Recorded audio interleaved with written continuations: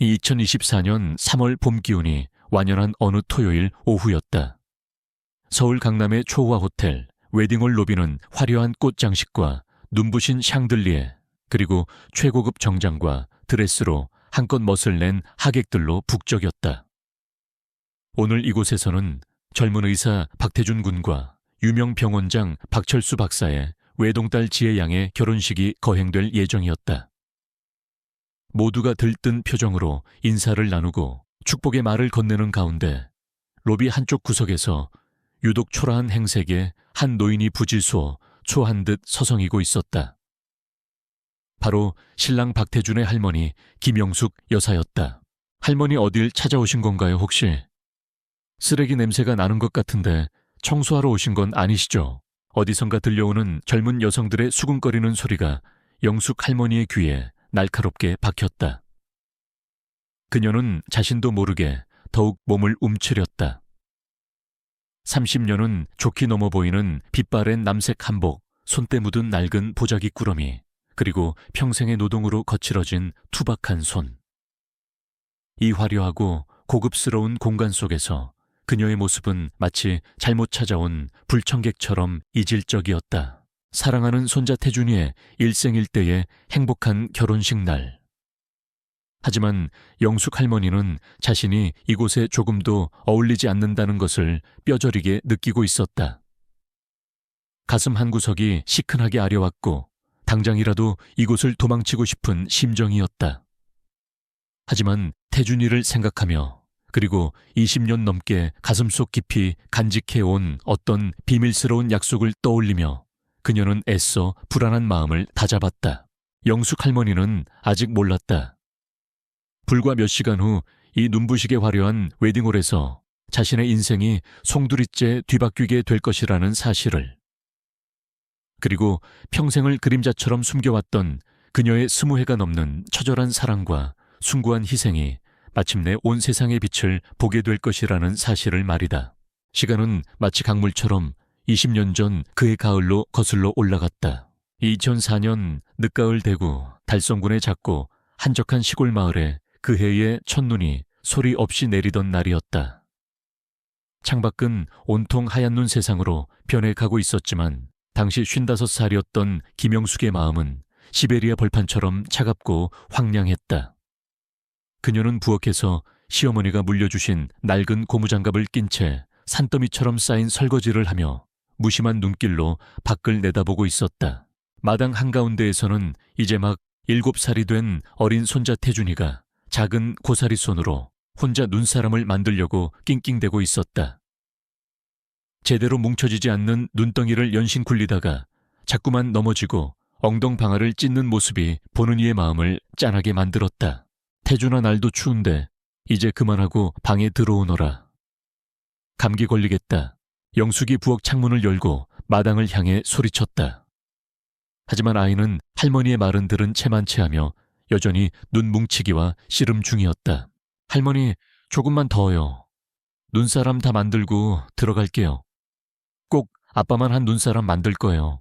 태준이의 맑고 천진난만한 목소리가 눈발 사이로 들려왔다. 아빠만 한 눈사람이라니.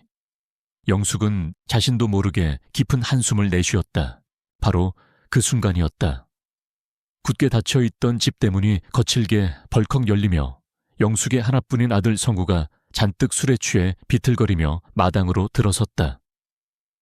온몸에서는 역한 술 냄새가 진동했고 제대로 갖춰 입지도 않은 옷가지들은 여기저기 구겨지고 흙먼지가 묻어 엉망이었다. 요즘 들어 거의 매일같이 반복되는 풍경이었다. 마당에서 아버지를 발견한 태준이가 환하게 웃으며 달려갔다. 아빠 오셨어요. 저랑 같이 눈사람 만들어요, 네. 하지만 성우는 그런 아들의 해맑은 기대를 무참히 짓밟아 버렸다. 그는 귀찮다는 듯 아들을 거칠게 밀어내며 집 안으로 비틀비틀 걸어 들어갔다. 저리가 아빠 피곤해. 내까짓게 뭘 안다고. 성우의 싸늘하고 매정한 말에 태준이의 얼굴이 순간 상처받은 작은 짐승처럼 어둡게 굳어졌다. 아이는 아무 말도 하지 못하고 그 자리에 우두커니 서서 아버지의 뒷모습만 하염없이 바라보고 있었다. 그렁그렁 눈물이 맺힌 아이의 큰 눈망울이 보는 이의 가슴을 아프게 했다. 영숙은 그 모든 광경을 부엌 창문을 통해 지켜보며 가슴이 미어지는 듯한 고통을 느꼈다. 불과 6개월 전까지만 해도 성우는 누구보다 자상하고 따뜻한 남편이자 아버지였다. 작은 건설 회사를 운영하며 성실하게 일해주고 주말이면 아들 태준이를 데리고 낚시도 가고 공놀이도 해주던 그런 사람이었다. 하지만 갑작스러운 사업 실패와 그로 인한 엄청난 빚더미는 한순간에 그를 완전히 다른 사람으로 만들어버렸다. 절망과 패배감에 휩싸인 그는 매일같이 술에 의지했고 가족들에게는 폭언과 무관심으로 일관했다. 영숙은 고무장갑을 벗어던지고 앞치마를 풀며 마당으로 나섰다. 태준이는 여전히 마당 한가운데 우두커니 서서 혼자서 눈덩이를 굴리고 있었지만 아까와는 달리 완전히 기운이 빠져 보였다. 작은 어깨는 축 처져 있었고 가끔씩 고개를 돌려 아버지가 들어간 방문 쪽을 힐끔거렸다. 우리 태준이 눈사람 만드는 거 할머니랑 같이 한번 해볼까? 할머니가 아주 크고 멋진 눈사람 만들어줄 수 있는데. 영숙이 애써 밝은 목소리를 내며 무릎을 꿇고 손자 옆에 앉았다. 태준이는 아무 말 없이 고개만 살짝 끄덕였다. 할머니, 아빠가 왜 저를 싫어해요? 제가 뭘 잘못했어요? 태준이가 아주 작은 목소리로 금방이라도 울음이 터질 듯한 얼굴로 물었다. 7살 아이의 순수하고 여린 눈동자는 깊은 상처와 의문이 어려 있었다. 영숙은 순간 가슴이 먹먹해지며 숨이 턱 막히는 것을 느꼈다. 이 어린 것에게 대체 뭐라고 설명해야 할까? 성구가 운영하던 작은 건설 회사가 하루아침에 부도가 나면서 5억 원이라는 감당할 수 없는 큰 빚을 지게 되었고 그 엄청난 충격과 절망감으로 인해 술에 의존하며 현실을 도피하고 있다는 사실을, 그리고 그 과정에서 아내마저 그를 떠나가 버렸다는 사실을. 7살짜리 아이가 감당하기에는 너무나도 가혹하고 잔인한 현실이었다. 아니야, 태준아. 아빠가 우리 태준이를 싫어하는 게 절대 아니란다. 지금 아빠는 마음이 너무 많이 아파서 그래. 태준이 때문이 아니라 아빠 자신이 너무 속상하고 힘들어서 그런 거야. 영숙이 손자의 작고 차가운 손을 두 손으로 꼭 잡아주며 말했다. 아주 조금만 기다리면 아빠도 다시 예전처럼 우리 태준이한테 잘해주실 거야. 틀림없이 그럴 게다.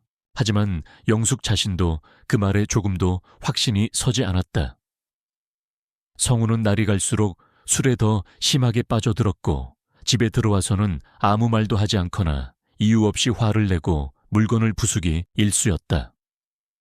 며느리 미순이는 결국 이 모든 절망적인 상황을 견디지 못하고 2달 전에 어린 태준이마저 남겨둔 채 친정으로 돌아가 버렸다. 할머니, 그런데 엄마는 언제 와요? 엄마 보고 싶어요. 태준이가 또다시 금방이라도 울음을 터뜨릴 듯한 목소리로 물었다. 영숙은 차마 대답할 수가 없었다. 미수는 이미 사람을 통해 이혼 서류를 보내왔고 태준이는 영숙더러 책임지고 키우라고 매정하게 말했었다. 아직 태준이에게는 차마 꺼내지 못한 너무나도 아픈 진실이었다. 그날 밤 태준이가 겨우 잠든 것을 확인한 후 영숙은 안방으로 건너가 성우와 마주 앉았다. 성우는 방바닥에 놓인 소주병과 술잔을 앞에 두고 이미 거나하게 취해 멍하니 허공만 바라보고 있었다. 한때는 누구보다 늠름하고 당당했던 아들의 모습에서 이제는 깊은 패배감과 처절한 절망감, 그리고 삶에 대한 모든 의욕을 상실한 듯한 공허함만이 느껴졌다. 성우야, 내 아들아. 이제 그만 정신 좀 차려야 하지 않겠니? 영숙이 떨리는 목소리로 조심스럽게 말을 꺼냈다. 네, 아들 태준이가 애타게 아빠를 기다리고 있잖니. 저 어린 것이 무슨 죄가 있다고. 엄마, 다 끝났어요. 나는 이제 정말 다 끝났다고요. 성구가 초점 없는 눈으로 풀이 죽은 목소리로 중얼거렸다. 5억 원. 그 5억 원이라는 빚을 내가 어떻게 다 갚아요?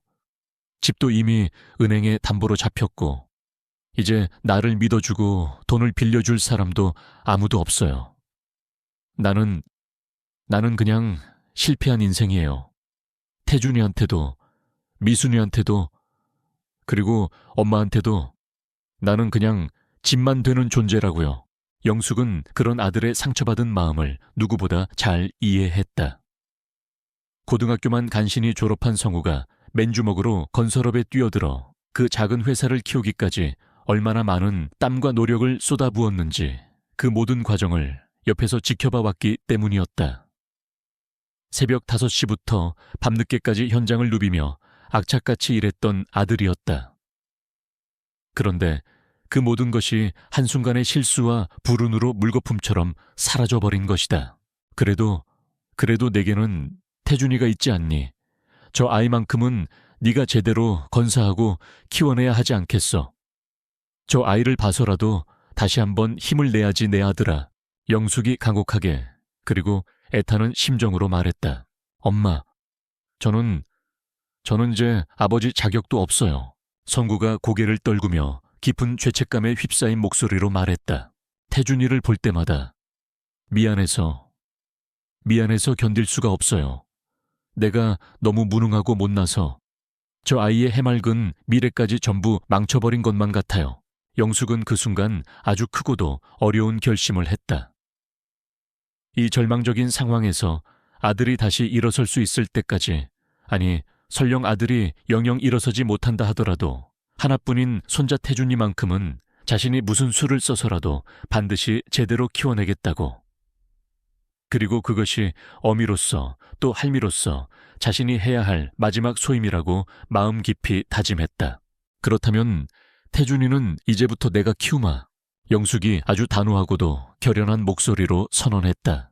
네가 다시 일어설 수 있을 때까지, 아니면 설령 영원히 그렇게 하지 못한다 해도 태준이만큼은 이 할미가 끝까지 책임지고 사람 구실할 수 있도록 키워낼 것이다.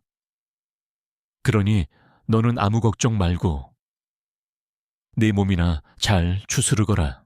성우는 고개를 들어 믿을 수 없다는 표정으로 어머니를 바라보았다. 그의 텅 빈 눈동자에서 아주 잠깐 안도감과 함께 깊은 죄책감이 동시에 스쳐 지나가는 것을 영숙은 보았다. 영숙의 단호한 선언이 있은 며칠 후 며느리 미순이 정말로 짐을 가지러 시댁에 나타났다.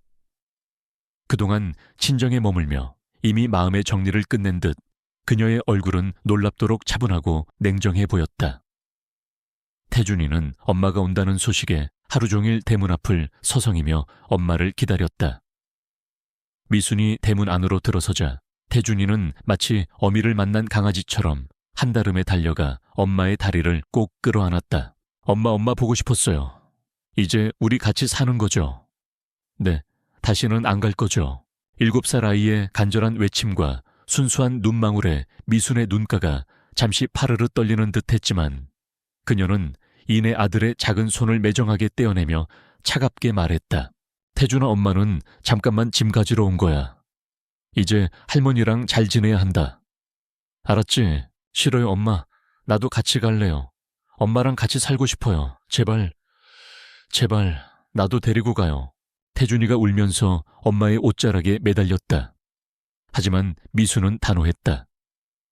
그녀의 눈빛에는 일말의 동정심이나 모성애도 찾아보기 힘들었다. 안 돼. 엄마는 이제 혼자 가야 해. 너까지 책임질 여유가 없어. 영숙은 더 이상 그 참담한 광경을 지켜볼 수가 없었다. 그녀는 태준이를 달래 방 안으로 들여보내고 며느리와 마주 앉았다. 미수는 이미 자신의 옷가지와 몇 가지 소지품들을 큰 가방에 닥치는 대로 쑤셔 넣고 있었다. 미수나 정말 이혼할 작정이냐? 그리고 태준이는 어쩔 셈이냐? 영숙이 마지막 희망이라도 걸어보듯 간절하게 물었다.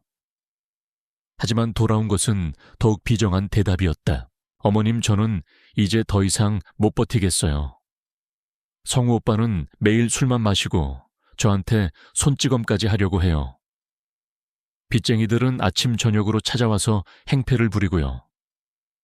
저는 아직 젊어요. 이렇게 인생을 끝낼 수는 없어요. 다시 시작하고 싶어요. 미순이 눈물을 글썽이며 그러나 단호한 어조로 말했다. 그럼 태준이는 어미 없이 어찌 살라고 어머님께서 키워주세요. 어차피 저보다 어머님이 태준이를 더 잘 키우실 수 있을 거예요. 저는 태준이까지 책임질 자신이 없어요. 제발 제 입장도 좀 이해해 주세요. 영숙은 엄청난 충격에 휩싸였다. 아무리 생활이 어렵고 남편이 속을 썩인다 한들 어떻게 제 자식을 이토록 매정하게 버릴 수 있단 말인가. 믿을 수가 없었다. 하지만 며느리의 확고한 눈빛에서 그녀의 결심이 진심이라는 것을 알 수 있었다. 미순아, 태준이는 네 아들이다. 어떻게 그런 말을 할 수가 있니? 어머님 죄송해요. 하지만 저도 살아야 해요. 태준이 양육권 포기각서도 이미 써놨어요. 그럼 저 이제 가볼게요. 미수는 가방을 챙겨 들고 뒤도 돌아보지 않은 채 서둘러 집을 빠져나갔다. 마치 지옥에서 탈출하는 사람처럼 태준이는 방문 틈으로 엄마의 뒷모습을 보며 목 놓아 울었지만 미수는 단 한 번도 뒤돌아보지 않았다. 미순이 떠난 후 집안은 깊고 무거운 침묵에 잠겼다. 태준이는 엄마가 자신을 완전히 두고 떠났다는 사실을 아직 온전히 이해하지는 못했지만 뭔가 아주 크고 슬픈 일이 일어났다는 것은 어렴풋이 느끼고 있는 듯했다. 며칠 동안 태준이는 밥도 제대로 먹지 않고 방구석에 웅크리고 앉아 창밖만 하염없이 바라보았다. 할머니가 아무리 달래고 맛있는 음식을 만들어줘도 고개만 저을 뿐이었다. 태준아 착하지? 할머니랑 같이 밥 먹자. 응, 이렇게 안 먹으면 병난다. 영숙이 손자의 야윈 어깨를 쓰다듬으며 애원했지만 태준이는 작은 목소리로 물었다. 그 질문은 영숙의 가슴을 갈기갈기 찢어놓기에 충분했다. 할머니, 혹시 내가 나쁜 아이라서 그래서 엄마가 나를 버리고 간 거예요. 내가 뭘 잘못했어요.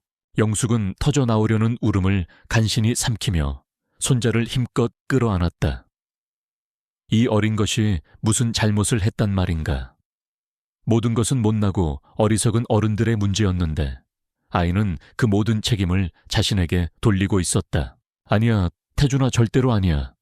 너는 세상에서 가장 착하고 예쁜 아이란다. 네 잘못은 눈곱만큼도 없어. 엄마는 그냥 어른들의 복잡한 사정 때문에 잠시 아주 멀리 여행을 간 것뿐이야. 언젠가는 꼭 다시 돌아오실 게다. 영숙은 그렇게 손자를 달래고 또 달랬지만 마음 한구석에서는 이것이 거짓말이라는 것을 알고 있었다. 미수는 결코 다시 돌아오지 않을 것이다. 한편 아들 성우의 상태는 날이 갈수록 더욱 악화되고 있었다. 빚쟁이들의 독촉은 이제 협박 수준으로 변해갔고 그는 신용불량자라는 꼬리표 때문에 그 어떤 새로운 일도 찾을 수가 없었다. 깊은 절망감과 무력감에 빠진 성우는 현실을 도피하기 위해 더욱더 술에 의존하게 되었다. 밤늦게 술에 취해 들어와서는 이유 없이 고함을 지르거나 집안의 물건을 닥치는 대로 부수는 일이 잦아졌다. 그러던 어느 눈 내리는 추운 겨울밤이었다. 그날도 성우는 만취 상태로 집에 들어와서는 거실에서 혼자 그림책을 보고 있던 태준이에게 고래고래 소리를 지르며 화를 냈다. 다 너 때문이야. 내까짓게 태어나지만 않았어도 네가 없었으면 미순이도 나를 떠나지 않았을 거고 내 인생이 이렇게까지 엉망이 되지는 않았을 거라고. 이 애물단지 같은 놈. 영숙은 깜짝 놀라 방에서 뛰쳐나와 아들을 가로막으며 말렸다. 성우야, 정신 차려라. 네가 지금 제정신이냐. 아무것도 모르는 어린 태준이한테 무슨 잘못이 있다고 그런 험한 말을 하는 게야. 하지만 성우는 이미 정상적인 판단력을 완전히 상실한 상태였다.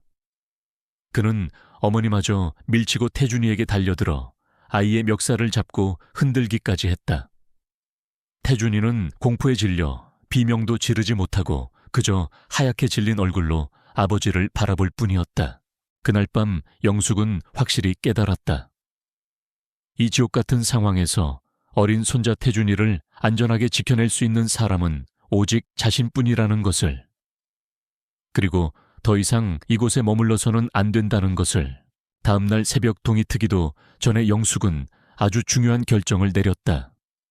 태준이를 데리고 아무도 모르는 곳으로 자신의 친정이 있었던 아주 외진 시골 마을로 이사를 가기로 한 것이다. 성우와 빚쟁이들로부터 태준이를 완벽하게 보호하고 조용하고 평화로운 환경에서 아이를 바르게 키우고 싶었다. 태준아, 우리 할머니랑 아주 멀리 공기 좋고 물 맑은 새로운 집으로 이사 갈까? 영숙이 잠든 태준이의 머리를 쓰다듬으며 조심스럽게 물었다. 태준이가 졸린 눈을 비비며 희미하게 고개를 끄덕였다. 새 집이요. 그럼 아빠도 같이 가는 거예요. 태준이가 희미한 희망을 담은 목소리로 물었다. 영숙은 순간 말을 잃었다. 이 어린 것에게 어떻게 아버지와 완전히 떨어져 살아야 한다고 말할 수 있겠는가? 아빠는 지금 여기서 아주 중요한 일을 해야 해서 같이 못 가셔. 하지만 우리가 새 집에 잘 적응하고 나면 그때는 아빠도 가끔 우리 보러 오실 수 있을 거야. 영숙은 또다시 가슴 아픈 거짓말을 할 수밖에 없었다. 사실 성우는 아들과 떨어져 지내는 것이 차라리 마음 편하다고 자신이 없는 곳에서 어머니가 태준이를 잘 키워줄 것이라고 거의 체념한 상태였다. 이사 준비를 하면서 영숙은 냉혹한 현실을 직시해야만 했다. 그녀의 나이는 이미 55. 가진 것이라고는 돌아가신 부모님이 물려주신 지금은 거의 폐가나 다름없는 낡은 시골집 한 채뿐이었다. 남편은 10년 전에 불의의 사고로 세상을 떠났고 변변한 연금이나 다른 특별한 수입원도 전혀 없었다. 앞으로 이 어린 손자를 데리고 어떻게 살아나가야 할지 눈앞이 캄캄했다. 영숙은 밤마다 잠든 태준이 옆에 앉아 가계부를 펼쳐놓고 이런저런 계산을 해보았지만 답은 나오지 않았다. 수입은 전혀 없는데 지출해야 할 돈은 태산 같았다. 태준이의 학비 식비 옷값, 그리고 앞으로 아이가 커가면서 들어갈 돈들을 생각하면 숨이 턱턱 막혔다. 그러던 어느 날 새벽 잠 못 이루고 뒤척이던 영숙은 마을 회관 근처를 지나가다 우연히 동네 할머니 한 분이 리어카의 폐지를 가득 싣고 어디론가 힘겹게 걸어가는 모습을 보았다. 그 순간 영숙의 머릿속에 어떤 생각이 번개처럼 스쳐 지나갔다. 그래, 저 일이라도 해야겠다. 다른 뾰족한 수가 없지 않은가. 영숙은 굳게 결심했다. 자신의 체면이나 자존심 따위는 이제 아무런 문제도 되지 않았다. 오직 하나뿐인 손자 태준이를 굶기지 않고 남들처럼 학교에 보내고 사람 구실할 수 있도록 키워내기 위해서라면 그녀는 그 어떤 힘든 일이라도 할 각오가 되어 있었다. 새로운 마을로 이사 온 지 일주일째 되던 아주 이른 새벽이었다. 영숙은 태준이가 아직 깊은 잠에 빠져 있는 것을 확인하고 조용히 방문을 나섰다. 그리고 며칠 전 읍내 고물상에서 아주 싼값에 구입한 낡고 삐걱거리는 리어카를 창고에서 꺼냈다.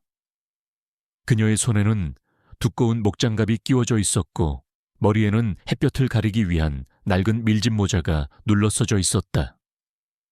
그렇게 그녀의 길고도 험난한 폐지, 수거 인생이 시작되는 순간이었다. 그렇게 영숙의 고단한 폐지 수거 생활은 하루도 빠짐없이 이어졌다.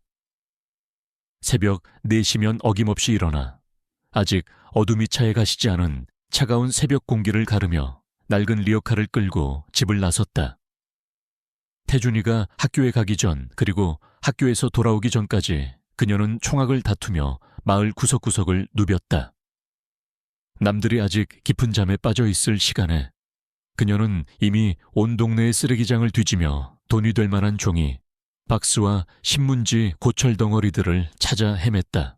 여름이면 뙤약볕 아래 등줄기를 타고 흐르는 땀을 연신 훔쳐냈고 겨울이면 살을 애는 듯한 칼바람 속에서 곱은 손을 불어가며 리어카 손잡이를 놓지 않았다. 비가 오는 날이면 비옷도 없이 온몸으로 비를 맞으며 폐지를 주었고 눈이 오는 날이면 미끄러운 눈길 위에서 몇 번이고 넘어질 뻔한 위기를 넘기기도 했다. 그녀의 손은 이미 오래전에 여성의 부드러움을 잃어버린 지 오래였다. 거칠고 투박한 마디마디 온기가 박인 그 손은 그녀가 살아온 치열한 삶의 증표와도 같았다. 하지만 영숙은 단 한 번도 자신의 처지를 비관하거나 좌절하지 않았다. 그녀에게는 지켜야 할 손자 태준이가 있었고 그 아이를 훌륭하게 키워내야 한다는 분명한 목표가 있었기 때문이었다. 태준이가 학교에서 돌아올 시간이 되면 그녀는 아무리 피곤해도 반드시 집으로 돌아와 따뜻한 밥상을 차려주었다. 그리고는 태준이의 학교 생활에 대해 이것저것 물으며 아이와 눈을 맞추고 대화하려 애썼다. 우리 태준이 오늘 학교에서 뭐 재미있는 일 있었니? 선생님 말씀은 잘 들었고. 네. 할머니 오늘 받아쓰기 시험 봤는데 저 100점 맞았어요. 그리고 친구들이랑 축구도 했는데 제가 골도 넣었어요. 태준이는 할머니 앞에서는 언제나 밝고 씩씩한 아이였다.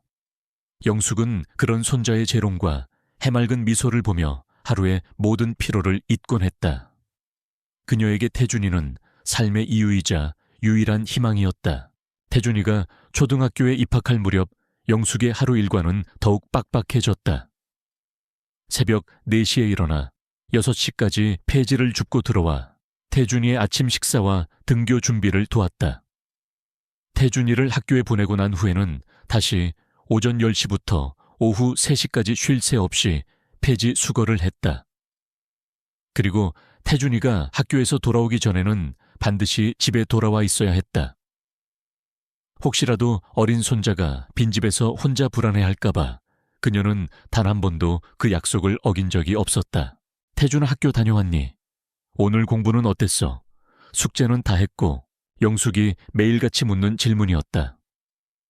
태준이는 언제나처럼 밝게 대답했지만 어느 날인가부터 그의 표정에 아주 미세한 그늘이 드리워지기 시작했다는 것을 영숙은 눈치챘다.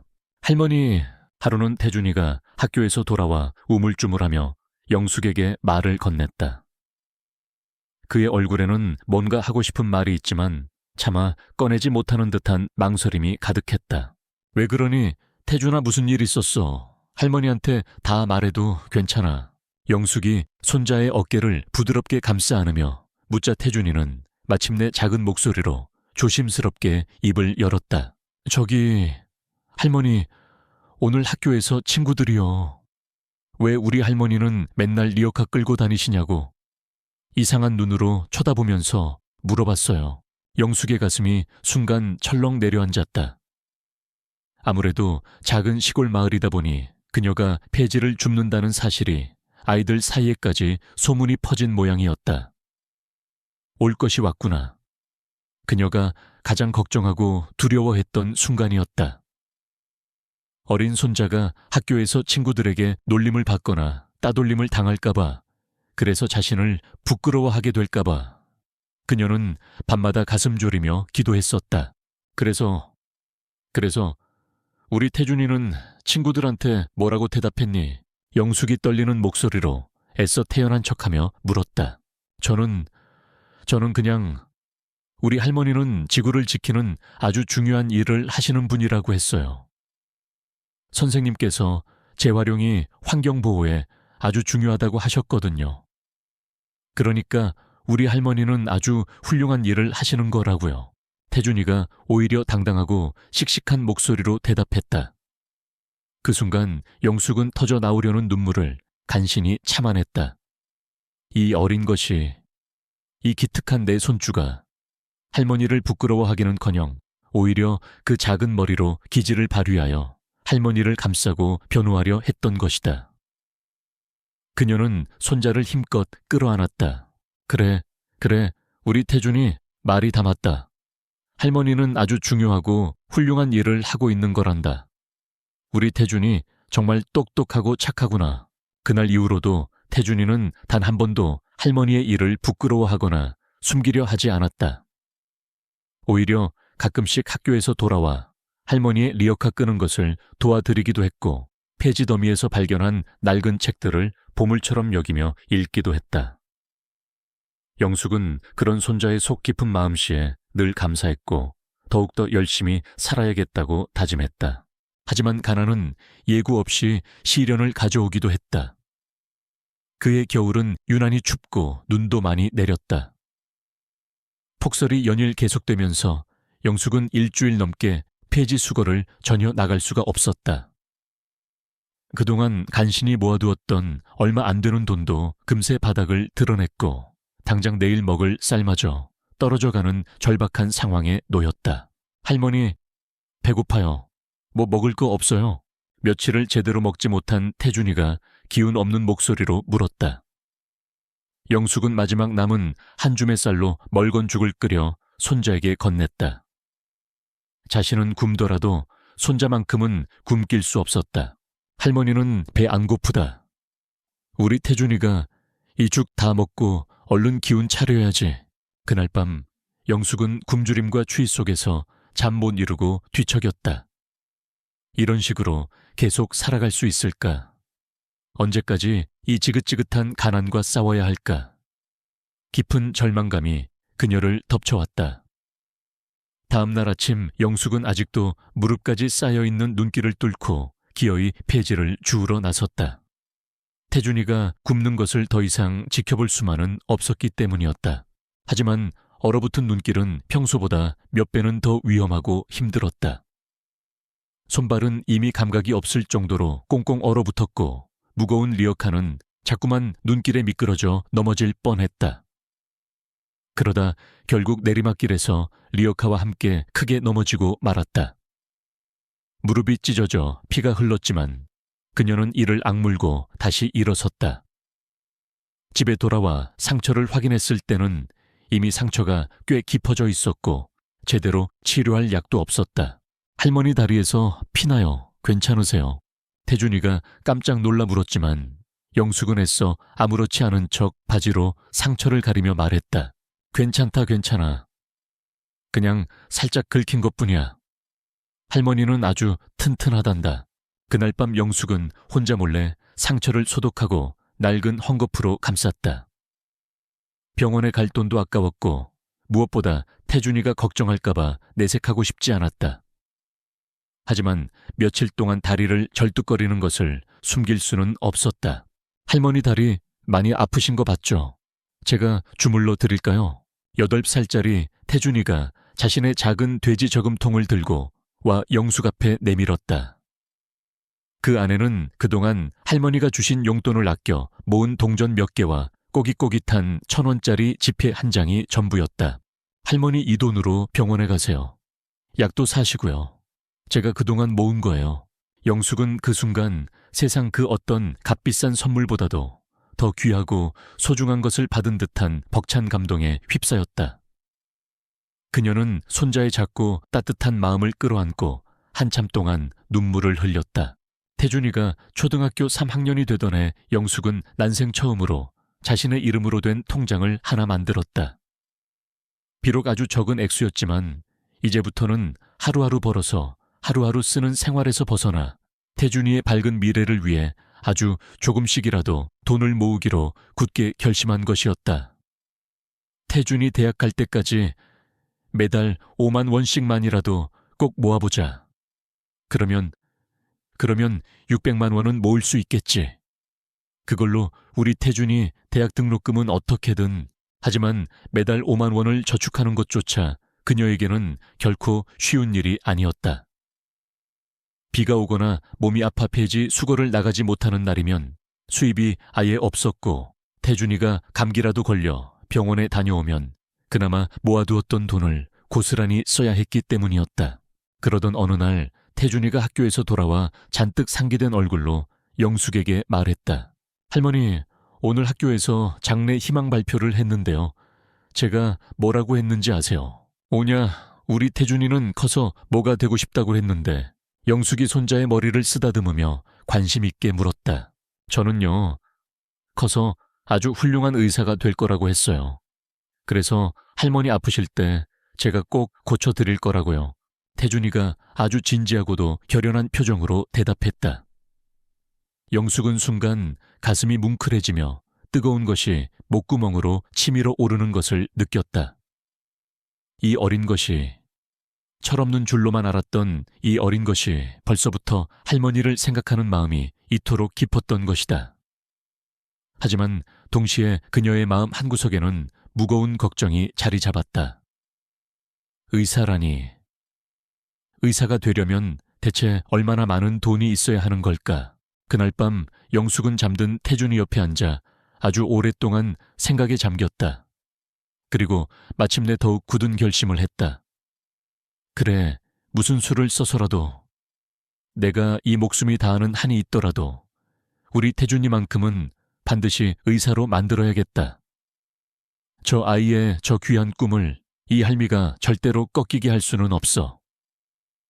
그녀의 두 눈이 밤하늘의 별처럼 더욱 강렬한 빛을 발하기 시작했다.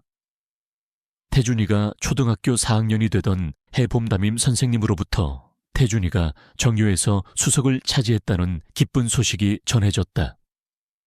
영숙은 자신의 귀를 의심했지만 선생님은 태준이가 특히 수학과 과학 분야에서 발군의 재능을 보인다고 이대로라면 아주 훌륭한 인재가 될 것이라고 칭찬을 아끼지 않았다. 어머님 태준이는 정말 영특한 아이입니다. 혹시 괜찮으시다면 대구 시내에 있는 영재중학교에 한번 지원해 보시는 것이 어떻겠습니까? 태준이 정도의 실력이라면 충분히 합격하고도 남을 겁니다. 물론 학비나 생활비가 조금 더 들겠지만 선생님의 말에 영숙은 기쁘면서도 동시에 가슴 한구석이 무겁게 내려앉는 것을 느꼈다. 지금 겨우 하루하루 폐지를 주어 근근히 살아가고 있는 형편의 대도시에서의 중학교 생활이라니. 그것은 감히 상상조차 하기 힘든 일이었다. 그날 밤 태준이가 잠든 후 영숙은 밤새도록 고민에 빠졌다. 손자의 빛나는 재능을 이대로 시골에 묻어둘 수는 없었다. 무슨 수를 써서라도 아이에게 더 좋은 교육 환경을 제공해 주어야 했다. 다음 날부터 영숙은 이전보다 더욱 절실하고 치열하게 일하기 시작했다. 폐지 외에도 돈이 될 만한 것이라면 무엇이든 가리지 않았다. 새벽 일찍 나가 남들보다 먼저 좋은 폐지를 선점했고, 낮에는 마을 부녀회에서 알선해주는 농사일 품삯이라도 닥치는 대로 했다. 여름에는 땡볕 아래서 고추를 따고 가을에는 허리가 끊어질 듯한 고통을 참으며 벼를 베었다. 그렇게 몇 년을 더 악착같이 돈을 모은 끝에 태준이가 중학교에 입학할 무렵에는 통장에 간신히 300만 원이라는 돈이 모였다. 5년 동안 새벽 3시부터 밤 10시까지 단 하루도 쉬지 않고 일한 피와 땀의 결실이었다. 할머니, 저는 그냥 이 동네 중학교에 다녀도 정말 괜찮아요. 할머니, 너무 무리하지 마세요. 태준이는 할머니의 앙상하게 마른 어깨와 거칠어진 손을 보며 눈물을 글썽이며 말했다. 하지만 영숙은 단호했다. 아니다, 태준아. 너는 공부를 잘해서 아주 훌륭한 사람이 되어야 한다. 그러기 위해서는 더 좋은 환경에서 더 훌륭한 선생님들께 배워야 해. 할머니가 어떻게든 다 해결할 테니 너는 아무 걱정 말고 공부에만 전념하거라. 태준이를 대구 시내의 명문 중학교에 보내기 위해 영숙은 결국 정든 시골집을 아주 헐값에 팔고 태준이와 함께 도시 변두리에 아주 작은 단칸방으로 이사를 감행했다. 도시에서의 폐지 수거는 시골과는 또 다른 전쟁이었다. 경쟁은 훨씬 더 치열했고 이미 자리를 잡고 있던 다른 폐지 수거인들의 텃세도 만만치 않았다. 여기는 우리 구역이니까 넘어오지 마쇼. 다른 데 가서 알아보쇼. 험악한 인상의 한 할머니가 영숙의 리어카를 가로막으며 퉁명스럽게 소리쳤다. 영숙은 말없이 고개를 숙이고 다른 골목으로 발길을 돌릴 수밖에 없었다. 시골에서처럼 여유롭게 폐지를 주울 수 있는 상황이 아니었다. 매일 새벽 2시부터 일어나 남들보다 먼저 도시 구석구석을 뒤져야 했고 때로는 다른 수거인들과 보이지 않는 영역 다툼을 벌여야 했다. 하지만 도시에서는 그만큼 수입도 더 많았다. 폐지의 양도 비교할 수 없이 많았고 고물상에서 쳐주는 값도 시골보다 훨씬 좋았다. 열심히만 하면 하루에 2만 원까지도 벌 수 있는 날도 있었다. 그래, 이제 조금만 더 고생하면 우리 태준이 대학까지는 어떻게든 보낼 수 있겠지. 영숙은 희미한 희망을 품었다. 그러나 도시 생활은 또 다른 시련을 안겨주었다. 사람들의 시선은 시골보다 훨씬 더 차가웠고, 영숙은 혹시라도 태준이가 자신 때문에 학교에서 부끄러움을 당할까봐 더욱 몸을 낮추고 조심스럽게 행동해야 했다. 태준이가 중학교 2학년이 되던 어느 비 오는 날 저녁이었다. 평소와 달리 잔뜩 기운이 없는 얼굴로 학교에서 돌아온 태준이를 보고 영숙이 걱정스럽게 물었다. 태준아, 오늘 학교에서 무슨 안 좋은 일이라도 있었니? 왜 이렇게 얼굴이 안 좋아? 태준이는 한동안 아무 말도 하지 않고 고개만 푹 숙이고 있다가 결국 참았던 울음을 터뜨리며 영숙에게 털어놓았다. 할머니, 흐흑, 오늘 학교에서 친구들이 할머니가 맨날 더러운 리어카 끌고 다니면서 폐지 줍는다고, 거지 할머니라고 저를 막 놀렸어요. 영숙은 순간 온 세상이 무너져 내리는 듯한 큰 충격을 받았다. 그녀가 가장 두려워하고 걱정했던 일이 마침내 현실로 벌어진 것이다. 손자가, 하나뿐인 귀한 손자가 자신 때문에 학교에서 그런 끔찍한 놀림을 당했다니. 그래서 우리 태준이는 뭐라고 대답했니? 영숙이 떨리는 목소리로 가슴을 치며 물었다. 저는 아무 말도 못했어요. 너무 창피하고 부끄러워서. 태준이가 고개를 숙인 채 울먹이며 대답했다. 그 순간 영숙은 자신의 심장이 갈기갈기 찢어지는 듯한 고통을 느꼈다. 자신이 태준이에게 짐이 되고 있다는 생각, 자신의 초라한 모습이 아이의 앞길에 걸림돌이 되고 있다는 생각에 견딜 수 없는 죄책감과 절망감에 휩싸였다. 태준아, 내 손주야. 할머니가 정말 미안하다. 다 이 못난 할미 탓이다.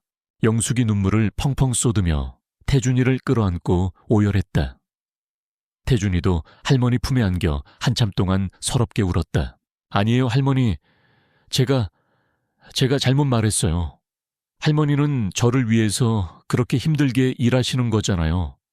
제가 바보같이 친구들 앞에서 부끄러워했어요. 제가 나쁜 놈이에요. 그날 밤 영숙은 잠을 이루지 못하고 깊은 고민에 빠졌다. 자신이 태준이 곁을 떠나야 하는 것은 아닐까? 혹시 자신이 없어야 태준이가 더 행복해질 수 있는 것은 아닐까?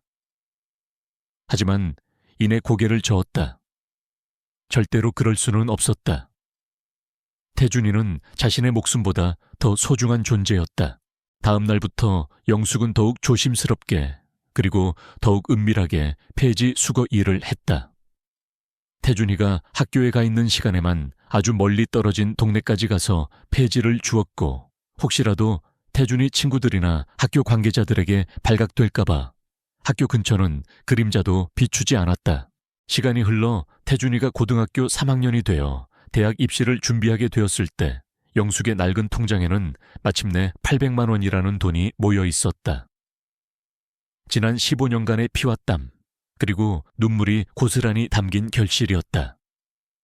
하지만 서울에 있는 좋은 대학교, 특히 태준이가 그토록 가고 싶어 하는 의과대학에 엄청난 등록금을 생각하면 여전히 턱없이 부족한 액수였다.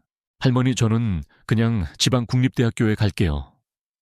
등록금도 훨씬 저렴하고 제가 열심히 해서 장학금도 받을 수 있어요. 할머니 너무 걱정하지 마세요. 태준이가 오히려 할머니를 위로하며 말했다. 하지만 영숙은 고개를 저었다. 아니다, 태준아. 너는 네가 원하는 대학교, 네가 가고 싶은 학과에 가야 한다. 서울대학교 의과대학이 내 꿈 아니더냐. 돈 걱정은 이 할미가 어떻게든 할 테니 너는 공부에만 전념하거라. 그해 11월 마치 기적과도 같은 일이 일어났다. 태준이가 정말로 그 어렵다는 서울대학교 의과대학 정시 모집에 당당히 합격한 것이다. 15년간 할머니와 손자가 함께 꾸어왔던 간절한 꿈이 마침내 현실이 되는 순간이었다. 할머니, 저 붙었어요. 저 정말로 서울대 의대에 합격했어요. 태준이가 합격 통지서를 손에 들고 낡은 단칸방으로 뛰어 들어오며 외쳤다. 영숙은 그 순간 지난 모든 세월의 고통과 서름이 한꺼번에 녹아내리는 듯한 벅찬 감격에 휩싸여 아무 말도 하지 못하고 그저 뜨거운 눈물만 하염없이 흘렸다. 하지만 기쁨도 잠시 영숙의 마음은 다시 무거운 현실적인 걱정으로 가득 찼다. 이제 정말로 그 엄청난 대학 등록금과 서울에서의 생활비를 어떻게 마련해야 할 것인가. 할머니, 저는 일단 휴학하고 군대부터 다녀오겠습니다. 그동안 돈을 좀 모아서. 태준이가 조심스럽게 제안했지만 영숙은 단호하게 말했다. 안 된다. 한번 학업이 늦어지면 계속해서 뒤처지게 되는 법이다. 너는 무조건 바로 입학해야 한다. 등록금은 이 할미가 어떻게든 마련해 볼 테니 아무 걱정 말거라. 영숙은 새로운 결심을 했다. 폐지 수거만으로는 도저히 한계가 있으니 이제부터는 다른 일도 닥치는 대로 더 찾아보기로 한 것이다. 새벽에는 폐지를 줍고 낮에는 식당 주방 보조 일을 하고 저녁에는 빌딩 청소 일을 하기로 마음먹었다. 할머니, 그러다가 정말 몸 상하세요. 어떻게 하루에 그 많은 일을 다 하시려고요. 태준이가 울먹이며 말렸지만 영숙은 오히려 밝게 웃으며 손자의 어깨를 다독였다. 괜찮다, 괜찮아. 이 할미는 아직 쌩쌩하단다. 딱 6년만 네가 의사가운 입고 당당하게 졸업하는 그날까지만 더 버티면 되는걸. 그때까지만 이 할미가 조금 더 고생하면 되지 않겠니? 그때부터 영숙의 하루는 18시간이 넘는 고된 노동으로 채워졌다. 새벽 2시에 일어나 밤 10시가 넘어서야 녹초가 되어 집으로 돌아왔다. 몸은 부서질 것처럼 아프고 힘들었지만 마음만은 이상하게도 가볍고 희망에 차 있었다. 태준이가 의사가 되는 그 꿈을 향해 한 걸음 한 걸음 착실하게 나아가고 있다는 생각 때문이었다. 태준이 역시 그런 할머니의 엄청난 희생을 누구보다 잘 알고 있었기에 대학교에 입학한 후에도 단 한순간도 허투루 보내지 않고 더욱더 열심히 공부했다. 그는 할머니의 부담을 조금이라도 덜어드리기 위해 매 학기 성적 우수 장학금을 놓치지 않았고 틈틈이 과외 아르바이트를 하며 자신의 용돈과 생활비 일부를 스스로 해결했다.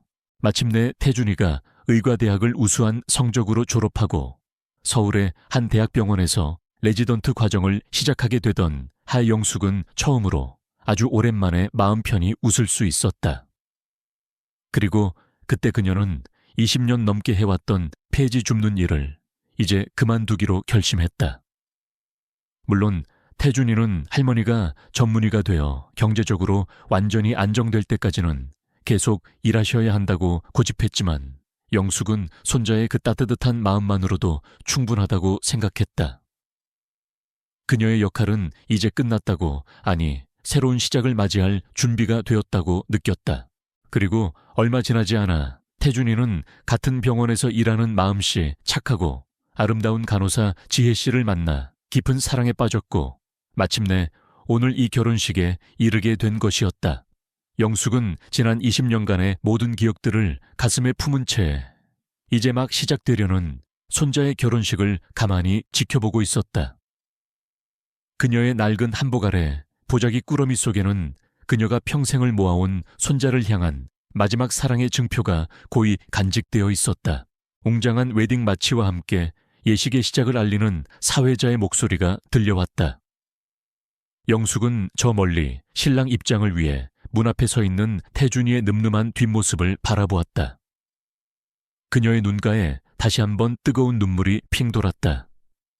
바로 그때 태준이가 하객석을 향해 천천히 고개를 돌리더니 맨 뒷자리에 앉아있는 영숙과 눈이 마주쳤다. 그 순간 태준이의 얼굴에 아주 잠깐 놀라움과 함께 형언할 수 없는 어떤 감정이 스쳐 지나가는 것을 영숙은 보았다. 그리고 다음 순간 태준이는 사회자에게 무언가를 말하더니 갑자기 마이크를 건네받아 하객석 전체를 향해 몸을 돌렸다. 웨딩홀 안의 모든 사람들이 의아한 표정으로 그를 주목했다. 잠깐만요. 제가 이 자리에 계신 모든 분들께 꼭 드리고 싶은 말씀이 있습니다.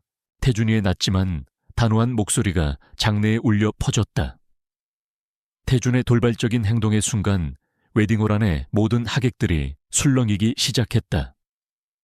사회자는 당황한 표정으로 어쩔 줄 몰라 하며 태준과 신부 측 부모님을 번갈아 쳐다보았고, 신부 지혜와 그녀의 부모님 역시 예상치 못한 상황에 놀란 기색이 역력했다.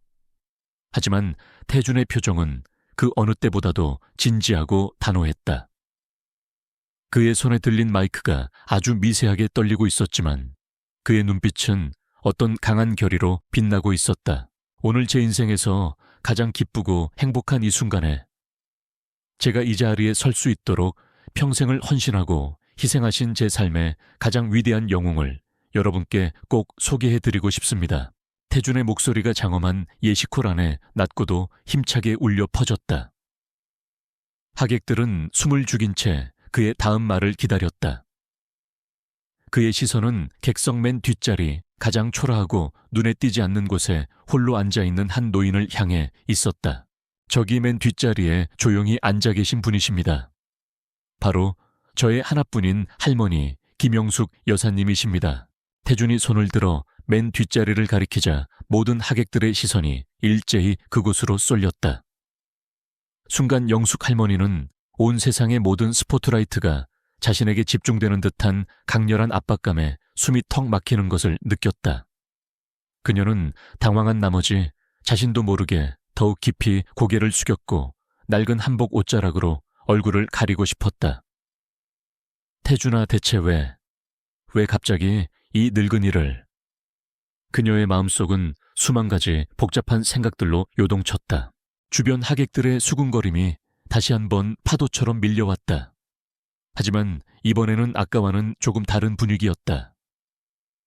경멸과 무시 대신 의아함과 당혹감, 그리고 아주 약간의 호기심이 뒤섞인 그런 술렁거림이었다. 신부 측 부모님, 특히 지혜의 어머니는 믿을 수 없다는 표정으로 입을 살짝 벌린 채 영숙 할머니와 태준을 번갈아 쳐다보았다. 태준은 그런 하객들의 반응은 아랑곳하지 않고 다시 한번 마이크에 대고 떨리는 목소리로 말을 이어갔다. 그의 목소리에는 깊은 슬픔과 함께 할머니를 향한 끝없는 사랑과 존경심이 담겨 있었다. 제가 7살 되던 해 저희 집안은 하루아침에 모든 것을 잃었습니다.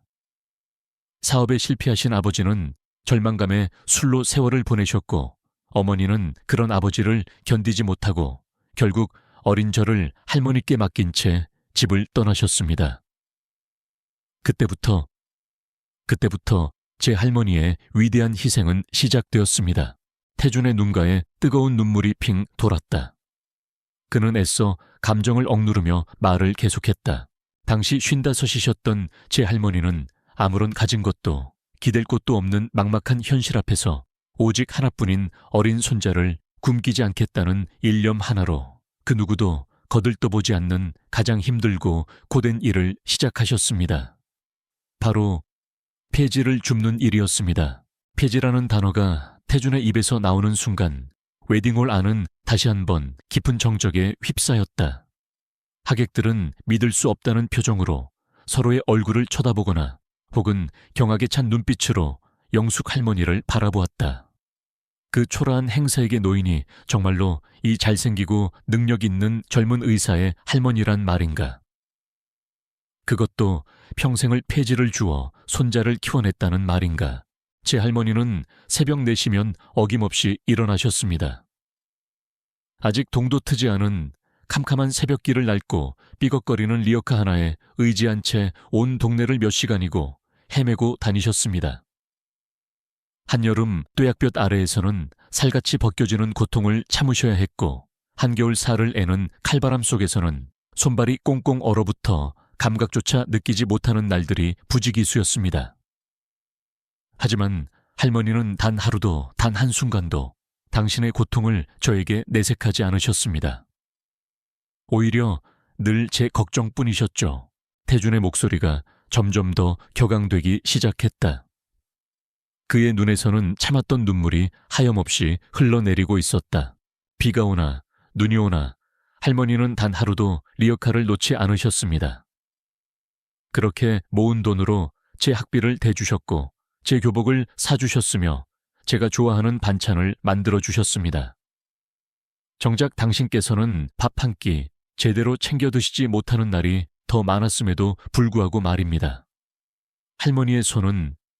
할머니의 그 작고 거친 손은 지난 20년 넘는 세월 동안 단 하루도 편히 쉬어본 적이 없습니다. 그 손으로 저를 먹이시고 입히시고 가르치셨습니다. 태주는 잠시 말을 멈추고 흐르는 눈물을 닦았다. 하객석 곳곳에서도 이제는 숨죽인 흐느낌 소리가 들려오기 시작했다. 아까까지만 해도 영숙 할머니를 경멸 어린 시선으로 바라보던 몇몇 하객들은 이제 깊은 부끄러움과 함께 형언할 수 없는 감동에 휩싸여 있었다. 지혜의 눈에서도 뜨거운 눈물이 뺨을 타고 흘러내리고 있었다. 그녀는 태준의 과거에 대해 어렴풋이 알고는 있었지만 그 고통과 희생이 이토록 깊고 처절한 것이었는지는 미처 알지 못했다. 제가 초등학교에 다닐 때 친구들이 저희 할머니가 폐지 줍는다고 놀린 적이 있었습니다. 그때 저는 너무 창피하고 부끄러워서 아무 말도 못하고 도망쳤습니다. 집에 돌아와서도 할머니께 사실대로 말씀드리지 못했습니다. 하지만 할머니는 이미 모든 것을 알고 계셨습니다. 그날 밤 할머니는 저를 조용히 안아주시며 이렇게 말씀하셨습니다. 태준아 할머니는 조금도 부끄럽지 않단다. 오히려 이 세상에서 가장 떳떳하고 자랑스러운 일을 하고 있다고 생각한단다. 네가 바르게만 자라준다면 할머니는 그걸로 족하다고요. 태준의 고백에 객석은 이제 숙연함을 넘어 깊은 감동의 도가니에 빠져들었다. 지혜의 아버지 박철수 원장은 안경 너머로 흐르는 눈물을 조용히 닦아냈고 지혜의 어머니 역시 손수건으로 연신 눈가를 찍어내고 있었다. 그녀의 얼굴에는 더 이상 어떤 편견이나 오만함도 찾아볼 수 없었다. 오직 깊은 존경과 참회의 빛만이 어려 있을 뿐이었다. 제 할머니는 그렇게 당신의 모든 것을 희생하시며 저를 키우셨습니다. 제가 의사가 되겠다고 했을 때 그 엄청난 학비를 감당하기 위해 새벽부터 밤늦게까지 하루 3가지 일을 하시면서도 단 한 번도 힘들다는 말씀을 하지 않으셨습니다. 오히려 제게 늘 용기를 주시고 격려해 주셨습니다. 우리 태준이는 꼭 훌륭한 의사가 되어서 아픈 사람들 많이 도와주는 좋은 사람이 되어야 한다고요. 제가 지금 이 자리에 이렇게 번듯한 모습으로 서 있을 수 있는 것은 모두 다 저의 위대한 할머니 김영숙 여사님의 숭고한 사랑과 끝없는 희생 덕분입니다. 할머니는 제게 단순한 보호자를 넘어 제 삶의 등대이자 영원한 스승이셨습니다. 태주는 말을 마치고 천천히 객석 맨 뒷자리로 걸어갔다. 그리고는 여전히 고개를 숙인 채 눈물만 흘리고 있는 영숙 할머니 앞에 한쪽 무릎을 꿇었다. 할머니, 사랑합니다. 그리고 진심으로 존경합니다. 이제부터는 제가 평생 할머니를 행복하게 해드리겠습니다. 할머니께서 제게 베풀어 주신 그 사랑, 이제 제가 세상 모든 사람들에게 나누어 주며 살겠습니다. 태준이 할머니의 거칠어진 손을 두 손으로 꼭 잡고 눈물을 흘리며 말했다. 영숙 할머니도 더 이상 참지 못하고 손자를 끌어안고 소리내어 울었다. 웨딩홀 안의 모든 하객들이 그 모습을 지켜보며 뜨거운 박수와 함께 감동의 눈물을 흘렸다. 그것은 세상 그 어떤 화려한 결혼식보다도 더 아름답고 숭고한 장면이었다. 한 인간의 위대한 사랑과 희생이 만들어낸 눈물 겹도록 찬란한 순간이었다.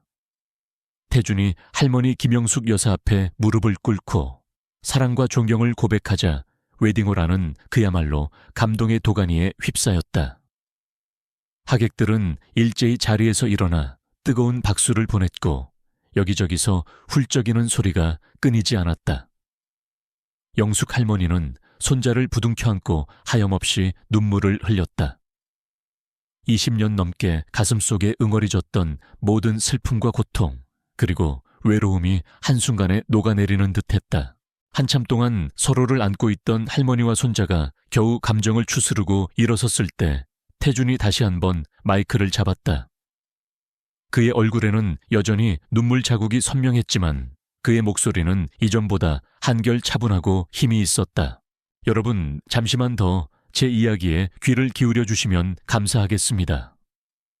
오늘 저희 할머니께서 저희 두 사람의 결혼을 축하해 주시기 위해 아주 특별한 선물을 준비해 오셨습니다. 태주는 할머니가 무릎 위에 꼭 올려두고 있던 낡은 보자기 꾸러미를 조심스럽게 가리켰다. 영숙 할머니는 당황한 듯 손사래를 쳤지만 태주는 부드러운 미소로 할머니를 안심시켰다. 할머니 괜찮아요. 오늘 이 자리에 계신 모든 분들께 할머니의 그 위대한 사랑을 다시 한번 보여드리고 싶어요. 할머니께서 평생을 바쳐 저희에게 주신 그 선물을 이제는 저희가 세상 모든 사람들에게 자랑하고 싶습니다. 영숙 할머니는 손자의 간절한 눈빛에 마지못해 고개를 끄덕였다. 그녀는 떨리는 손으로 보자기 매듭을 풀기 시작했다. 하객들은 모두 숨을 죽인 채 그녀의 손끝을 주목했다. 과연 저 초라한 보자기 안에는 무엇이 들어있을까? 모두의 궁금증과 기대감이 극에 달하는 순간이었다. 마침내 보자기가 풀리고 그 안에서 모습을 드러낸 것은 아주 낡고 해진 통장 한 권이었다. 겉표지는 이미 너덜너덜해져서 여러 번 투명 테이프로 덧붙인 흔적이 역력했고 종이는 누렇게 변색되어 있었다. 그것은 누가 보아도 아주 오랜 세월의 흔적을 고스란히 간직한 지극히 평범하고 초라한 통장이었다. 몇몇 하객들의 얼굴에 실망과 의아함이 스쳐 지나갔다. 하지만 태주는 그 낡은 통장을 마치 세상에서 가장 소중한 보물이라도 되는 듯 두 손으로 경건하게 받아들었다. 그리고는 하객들을 향해 천천히 그리고 아주 또렷한 목소리로 말했다. 여러분, 지금 제 손에 들려있는 이 통장, 이것이 바로 제 할머니께서 저희 두 사람에게 주시는 결혼 선물입니다. 이 통장 안에는 정확히 1,500만 원이라는 돈이 들어있습니다. 1,500만 원. 물론 적은 돈은 아니었지만 이 초호화 호텔 웨딩홀의 분위기와는 어딘지 모르게 어울리지 않는 액수였다. 몇몇 하객들의 얼굴에 다시 한번 미묘한 표정 변화가 스쳐 지나갔다. 하지만 태준의 다음 말은 그들의 모든 예상을 완전히 뒤엎어버렸다. 그리고 이 돈은 지난 20년이 넘는 세월 동안 제 할머니께서 단 하루도 빠짐없이 새벽 찬 바람을 맞으며 한여름 뙤약볕 아래에서 그리고 한겨울 살을 내는 추위 속에서 낡은 리어카 하나에 의지한 채 온 동네를 다니시며 폐지를 주워 모으신 할머니의 피와 땀 그리고 눈물이 고스란히 담긴 돈입니다. 할머니의 전 재산이자 바로 할머니의 인생 그 자체입니다. 태준의 목소리가 격정에 겨워 가늘게 떨렸다. 웨딩홀 완전한 침묵에 휩싸였다. 아무도 감히 숨소리조차 크게 내지 못했다. 모든 하객들은 엄청난 충격과 함께 형언할 수 없는 깊은 감동에 휩싸여 있었다. 조금 전까지만 해도 영숙 할머니의 초라한 행색을 보며 수군거리고 경멸 어린 시선을 보냈던 그들은 이제 깊은 부끄러움과 함께 뜨거운 참회의 눈물을 흘리고 있었다. 특히 신부지혜의 부모님 박철수 원장 내외의 충격은 이루 말할 수 없었다. 그들은 자신들이 지금까지 얼마나 큰 편견과 오만에 사로잡혀 있었는지, 그리고 한 인간의 숭고한 사랑과 희생 앞에서 자신들의 물질적인 부유함이 얼마나 초라하고 보잘것없는 것인지를 뼈저리게 깨닫고 있었다. 박철수 원장이 떨리는 걸음으로 천천히 무대 위로 올라왔다. 그는 영숙 할머니 앞에 다가와 깊이 허리를 숙여 정중하게 인사를 올렸다. 그의 눈에는 진심 어린 존경과 함께 뜨거운 눈물이 가득 고여 있었다. 어머님, 저는 오늘 지혜 아비로서 그리고 한 인간으로서 어머님께 너무나도 큰 가르침을 받았습니다.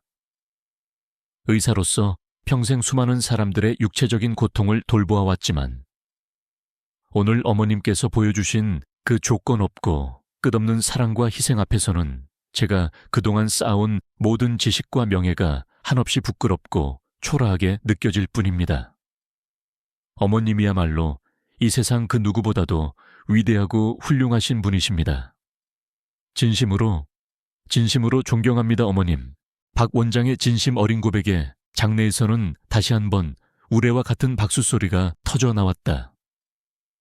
그것은 영숙 할머니의 숭고한 삶에 대한 찬사이자 그들 자신의 어리석었던 편견에 대한 깊은 반성의 박수였다. 지혜의 어머니 역시 눈물을 글썽이며 무대 위로 올라와 영숙 할머니의 손을 꼭 잡았다. 그녀의 얼굴에는 더 이상 어떤 어색함이나 거리낌도 찾아볼 수 없었다. 오직 따뜻한 인간적인 교감과 깊은 존경심만이 어려 있을 뿐이었다. 어머님 정말 죄송합니다. 제가 너무나 큰 편견과 오해 속에 사로잡혀 있었습니다. 어머님의 그 위대한 사랑과 희생을 미처 알아보지 못하고 오히려 어머님께 상처를 드릴 뻔했습니다. 부디 이 못난 며느리를 너그러이 용서해 주십시오. 그리고 이렇게 훌륭하신 할머님을 저희 지혜의 시할머니로 모시게 되어 저희 가문 전체에 더 없는 영광으로 생각합니다. 앞으로 저희가 평생 잘 모시겠습니다, 어머님. 지혜의 어머니는 진심으로 고개를 숙여 사과하고 감사의 뜻을 전했다. 영숙 할머니는 그런 그녀의 손을 따뜻하게 맞잡아주며 희미하게 미소 지었다. 그녀의 마음속에 남아있던 마지막 응어리마저 눈 녹듯이 사라지는 듯했다. 신부 지혜도 하얀 웨딩드레스 자락을 붙잡고 무대 위로 올라와 할머니 품에 안겨 한참 동안 눈물을 흘렸다. 할머니, 사랑해요. 그리고 정말 감사드려요. 할머니는 제게도 세상에서 가장 멋지고 자랑스러운 할머니세요. 제가 평생 할머니 마음 아프지 않게 태준 씨랑 행복하게 잘 살게요. 이제 웨딩홀 안의 분위기는 완전히 달라져 있었다. 처음에 어색하고 불편했던 공기는 온데간데 없이 사라지고 그 자리에는 인간적인 따뜻함과 진한 감동, 그리고 서로를 향한 깊은 이해와 존중만이 가득했다. 화려한 꽃 장식이나 값비싼 음식보다도 더 아름답고 값진 것은 바로 한 인간의 진실된 삶과 그 안에 담긴 숭고한 사랑이라는 것을 그 자리에 있던 모든 사람들이 가슴 깊이 깨닫고 있었다. 영숙 할머니는 자신을 둘러싼 이 모든 따뜻한 시선과 격려 속에서 아주 오랜만에 가슴 벅찬 행복감을 느꼈다. 그녀의 20년 넘는 고독하고 힘들었던 세월이 마침내 오늘 이 자리에서 가장 아름다운 꽃으로 활짝 피어나는 순간이었다. 태준의 진심, 어린 고백과 할머니, 김영숙 여사의 숭고한 희생 이야기가 웨딩홀 안에 깊은 감동의 파문을 일으킨 후 결혼식 피로연은 전혀 다른 분위기 속에서 이어졌다. 더 이상 그 누구도 영숙 할머니의 초라한 행사액을 흉보거나 그녀를 경멸 어린 시선으로 바라보지 않았다. 오히려 모든 하객들은 그녀에게 다가와 진심 어린 존경과 따뜻한 격려의 말을 건네고 싶어 안달이 난 듯 보였다. 영숙 할머니는 신랑 신부의 가족들이 앉는 상석, 그것도 가장 높은 자리에 정중하게 모셔졌다. 지혜의 부모님인 박철수 원장 내외는 연신 할머니의 건강을 챙기고 음식을 권하며 극진한 예우를 다했다. 조금 전까지만 해도 자신을 벌레 보듯 하던 사람들의 갑작스러운 태도 변화에 영숙 할머니는 어색하고 몸둘 바를 몰랐지만 손자 태준이와 손주 며느리 지혜가 곁에서 따뜻한 미소로 그녀를 안심시켜 주었다. 할머니 이제 긴장 푸시고 맛있게 드세요. 오늘 할머니는 이 세상 그 누구보다도 가장 아름답고 훌륭하신 분이세요. 지혜가 할머니의 손을 꼭 잡으며 속삭였다. 그 진심 어린 말에 영숙 할머니는 다시 한번 눈가가 뜨거워졌다. 피로연이 한창 무르익을 무렵한 중년 남성이 정중한 태도로 영숙 할머니에게 다가왔다. 그는 아까 태준의 이야기가 끝난 후 가장 먼저 일어나 박수를 쳤던 하객 중 한 명이었다. 처음 뵙겠습니다, 어르신.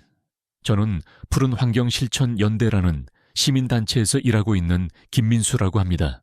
그는 공손하게 자신의 명함을 건네며 자신을 소개했다. 오늘 태준 선생님의 말씀을 듣고 어르신의 삶에 너무나도 큰 감동과 존경심을 느꼈습니다. 특히 지난 20년 넘게 폐지를 주우시며 환경보호를 몸소 실천해 오신 어르신의 삶은 그 어떤 환경운동가의 이론이나 구호보다도 더 큰 울림을 준다고 생각합니다.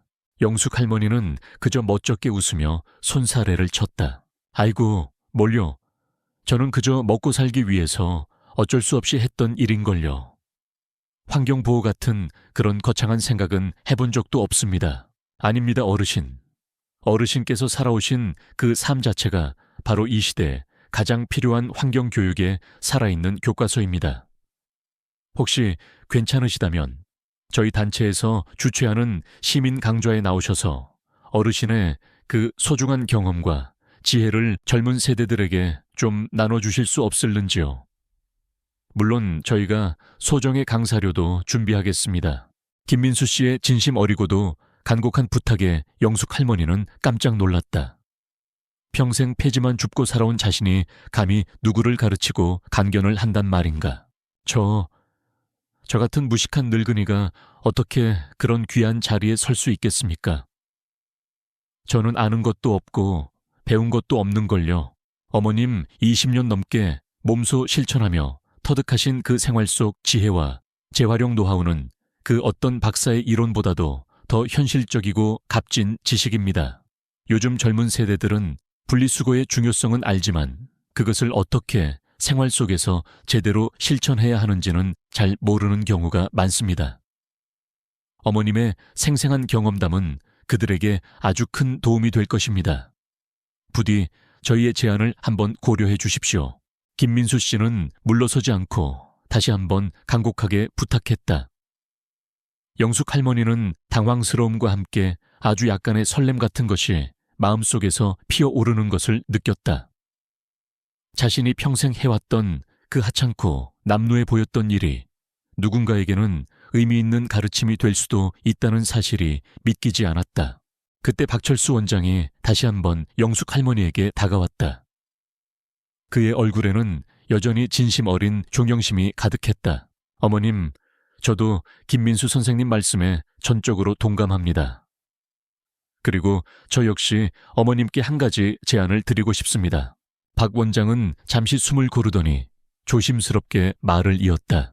저희 병원은 아시다시피 규모가 꽤 큰 종합병원이라 매일 배출되는 의료 폐기물과 일반 쓰레기의 양이 엄청납니다.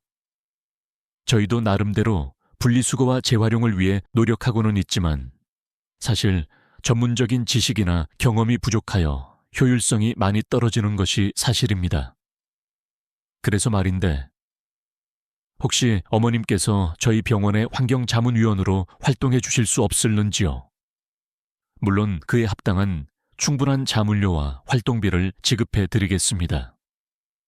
어머님의 그 풍부한 현장 경험과 실질적인 지혜가 저희 병원의 폐기물 관리 시스템을 개선하는 데 아주 큰 도움이 될 것이라고 확신합니다.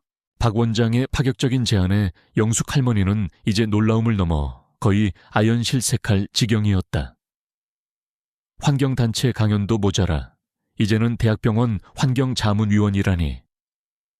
오늘 하루 동안 자신에게 벌어지고 있는 이 모든 일들이 도저히 현실처럼 느껴지지 않았다. 원장님, 제가 감히 어떻게 그런 중책을... 저는 그저 폐지 줍던 늙은이일 뿐입니다. 병원에서 나오는 그런 복잡한 쓰레기 문제에 대해 제가 뭘 알겠습니까? 어머님 너무 겸손해 하지 마십시오. 어머님께서 평생 실천해오신 그 자원순환의 철학이야말로 지금 우리 사회와 병원이 가장 절실하게 필요로 하는 것입니다. 단순히 쓰레기를 분리하는 기술적인 문제를 넘어 모든 자원을 소중히 여기고 아껴 쓰는 그 마음가짐을 저희 병원 직원들에게도 가르쳐 주셨으면 합니다. 어머님의 존재 자체가 저희에게는 큰 귀감이 될 것입니다. 박 원장은 진심으로 영숙 할머니의 도움이 필요하다는 듯 간절한 눈빛으로 그녀를 바라보았다. 영숙 할머니는 자신의 거칠고 투박한 손을 내려다보았다.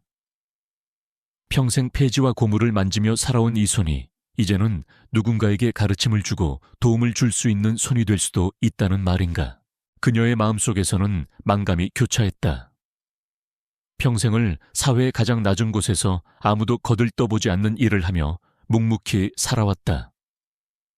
그런 자신이 이제 와서 갑자기 존경받는 인물이 되고 새로운 역할을 맡게 된다는 것이 너무나도 낯설고 두렵기도 했다.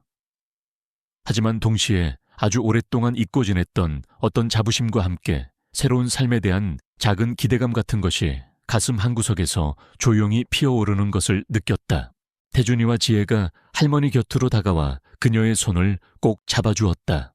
할머니, 이제 정말 할머니의 새로운 인생이 시작되는 것 같아요. 할머니는 충분히 그럴 자격이 있으세요. 저희가 언제나 할머니 곁에서 응원하고 도와드릴게요. 태준이의 따뜻한 격려와 지혜의 믿음직한 눈빛에 영숙 할머니는 마침내 아주 작은 용기를 내보기로 결심했다. 피로연이 끝나고 호텔을 나서는 영숙 할머니의 발걸음은 오늘 아침 이곳에 들어설 때와는 전혀 다른 무게와 의미를 지니고 있었다. 그녀의 손에는 김민수 씨와 박철수 원장이 건넨 명함 2장이 들려 있었고, 그녀의 마음속에는 평생 단 한 번도 상상해보지 못했던 새로운 미래에 대한 설렘과 함께 아주 약간의 불안감이 교차하고 있었다. 하지만 한 가지 분명한 것은 더 이상 그녀는 세상의 편견과 무관심 속에서 외롭게 살아가는 초라한 노인이 아니라는 것이었다. 그녀는 이제 자신의 삶을 통해 세상의 따뜻한 울림을 전하고 누군가에게 희망과 용기를 줄 수 있는 아주 특별하고도 소중한 존재가 되어가고 있었다. 차창 밖으로 보이는 서울의 야경이 그 어느 때보다도 아름답고 눈부시게 빛나고 있었다. 결혼식 다음 날부터 김영숙 할머니의 삶은 그야말로 한 편의 드라마처럼 급격하게 변화하기 시작했다.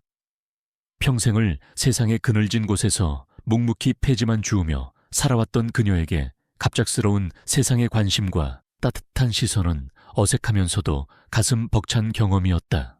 한 달 후 영숙 할머니는 태준이와 지혜가 정성껏 마련해준 서울의 한적한 아파트에서 새로운 생활을 시작했다.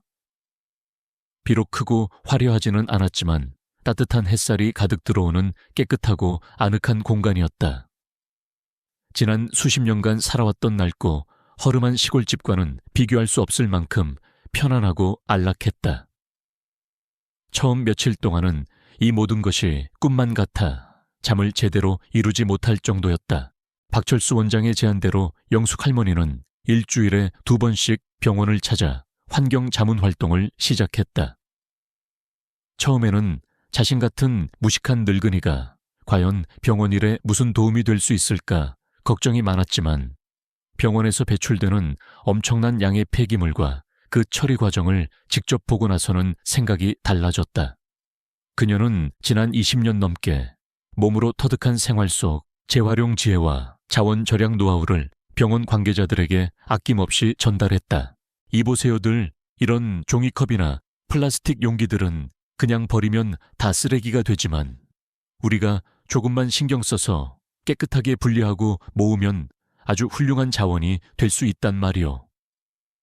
병원에서 나오는 링거병이나 약병 같은 것들도 마찬가지고 우리가 조금만 더 부지런하고 지혜로우면 쓰레기도 줄이고 환경도 살리고 또 돈도 아낄 수 있는 일석삼조의 효과를 볼 수 있단 말이요. 영숙 할머니의 꾸밈 없고 진솔한 설명과 실질적인 제안들은 처음에는 반신반의하던 병원 직원들의 마음을 조금씩 움직이기 시작했다. 그녀의 조언에 따라 병원의 폐기물 분리수거 시스템이 개선되었고 실제로 쓰레기 배출량이 눈에 띄게 줄어드는 효과가 나타났다. 박철수 원장은 그런 할머니의 활약에 진심으로 감탄하며 그녀에게 깊은 신뢰를 보냈다. 환경단체에서의 시민 강좌 역시 예상보다 훨씬 뜨거운 반응을 얻었다. 처음에는 긴장한 나머지 말도 제대로 못하고 손만 떨던 영숙 할머니였지만 자신의 지난 삶과 폐지를 주우며 겪었던 다양한 경험들을 진솔하게 이야기하기 시작하자 청중들은 그녀의 이야기에 깊이 빠져들었다. 특히 어린 손자를 키우기 위해 한평생을 헌신했던 그녀의 숭고한 사랑 이야기는 많은 사람들의 눈시울을 적셨다. 할머니, 오늘 강의 정말 감동적이었어요. 저희 엄마 생각도 나고, 저희도 이제부터는 작은 것이라도 아껴 쓰고 재활용하는 생활을 실천해야겠다고 다짐했어요. 강의가 끝날 때마다 젊은 주부들과 학생들이 다가와 할머니의 손을 잡고 감사의 인사를 전했다. 영숙 할머니는 그런 그들의 따뜻한 반응에 오히려 자신이 더 큰 위로와 용기를 얻는 듯했다. 자신이 평생 해왔던 그 보잘것없어 보였던 일이 누군가에게는 이토록 큰 감동과 깨달음을 줄 수 있다는 사실이 놀랍고도 감사했다. 그러던 어느 날 한 유명 출판사에서 영숙 할머니에게 연락이 왔다. 그녀의 삶과 철학을 담은 책을 출간하고 싶다는 제안이었다. 책이라니요. 내가 무슨 글을 안다고 책을 낸단 말씀이요. 나는 그저 평범한 늙은이일 뿐인데 영숙 할머니는 손사래를 쳤지만 출판사 편집자는 끈질기게 그녀를 설득했다. 할머님의 삶 자체가 이미 한 권의 위대한 책입니다. 그 안에 담긴 사랑과 희생, 그리고 지혜는 이 시대를 살아가는 많은 사람들에게 큰 울림과 감동을 줄 수 있을 것입니다. 저희가 할머님의 말씀을 잘 정리해서 멋진 책으로 만들어 드리겠습니다. 그렇게 몇 달 후 폐지 할머니의 사랑일기라는 제목의 책이 세상에 나왔다. 책은 출간되자마자 베스트셀러가 되었고 수많은 독자들의 가슴에 뜨거운 눈물과 함께 깊은 감동을 선사했다. 영숙 할머니는 하루아침에 전국적으로 유명한 인사가 되었지만 그녀의 삶은 여전히 소박하고 겸손했다. 시간이 흘러 지혜가 건강하고 예쁜 딸을 순산했다. 영숙 할머니는 그토록 기다리고 기다리던 증손녀를 품에 안는 순간 세상을 다 가진 듯한 벅찬 행복감에 휩싸였다. 작고 여린 생명의 따뜻한 온기가 그녀의 지난 모든 시름과 아픔을 한순간에 녹여주는 듯 했다. 어느 화창한 봄날 영숙 할머니는 손자 태준 내외, 그리고 갓돌이 지난 증손녀와 함께 아주 특별한 여행을 떠났다. 바로 그녀가 지난 20년 넘게 살았던 이제는 추억 속에만 남아있는 대구 달성군의 그 작은 시골 마을이었다. 그녀가 폐지를 주우며 태준이를 키웠던 그 낡은 집과 골목길들. 모든 것이 예전 그대로인 듯했지만 또 많은 것이 변해 있었다. 영숙 할머니는 자신이 매일같이 리어카를 끌고 다니던 그 익숙한 길을 이제는 사랑하는 가족들의 손을 잡고 천천히 다시 걸었다. 길가에 흐드러지게 핀 이름 모를 들꽃들이 마치 그녀를 환영이라도 하듯 아름답게 피어 있었다. 할머니 지난 세월을 돌아보시면 혹시 후회되거나 아쉬운 점은 없으세요? 태준이가 할머니의 손을 꼭 잡으며 조심스럽게 물었다. 영숙 할머니는 잠시 먼 산을 바라보더니 이내 환한 미소를 지으며 대답했다. 후회라니 단 한순간도 후회한 적 없단다. 오히려 그때 내가 너를 키우기로 결심했던 것이 내 인생에서 가장 잘한 선택이었다고 생각한단다. 만약 그때 내가 너를 포기했더라면 지금의 이 모든 행복과 감사함도 결코 맛보지 못했을 게야. 너를 키우면서 힘들고 어려웠던 순간들도 많았지만 그 모든 시간들이 있었기에 지금의 내가, 그리고 지금의 우리가 있는 것이 아니겠니? 그녀의 목소리는 잔잔했지만 그 안에는 세상 그 어떤 것과도 바꿀 수 없는 깊은 사랑과 삶에 대한 긍정적인 확신이 담겨 있었다. 그날 밤 서울로 돌아온 영숙 할머니는 자신의 낡은 일기장 마지막 페이지에 떨리는 손으로 한 줄 한 줄 글을 써 내려갔다. 사랑은 결코 사라지지 않는다. 아주 작은 사랑의 씨앗 하나가 거대한 나무로 자라나 수많은 사람들에게 시원한 그늘과 달콤한 열매를 선물해준다. 내가 태준이에게 주었던 그 작은 사랑이 며느리 지혜에게로, 그리고 사랑스러운 우리 증손녀에게로, 나아가 내가 알지 못하는 수많은 사람들에게까지 전해져 더 크고 아름다운 사랑의 꽃으로 다시 내게 돌아왔다. 이것이야말로 신께서 내게 주신 인생 최고의 축복이자 가장 위대한 기적이 아닐까. 창밖으로는 서울의 아름다운 야경이 별처럼 반짝이고 있었다. 영숙 할머니는 그 불빛들을 가만히 바라보며 조용히 미소 지었다. 그녀의 마음은 뒤도 없이 평화롭고 따뜻했다. 비록 그녀의 인생은 남들보다 조금 더 힘들고 고단했을지 모르지만 그 안에는 세상 그 어떤 보석보다도 더 찬란하게 빛나는 사랑과 희생의 이야기가 담겨 있었기 때문이었다. 그리고 그 이야기는 앞으로도 계속해서 많은 사람들의 가슴 속에 잔잔한 감동과 함께 오래도록 기억될 것이었다.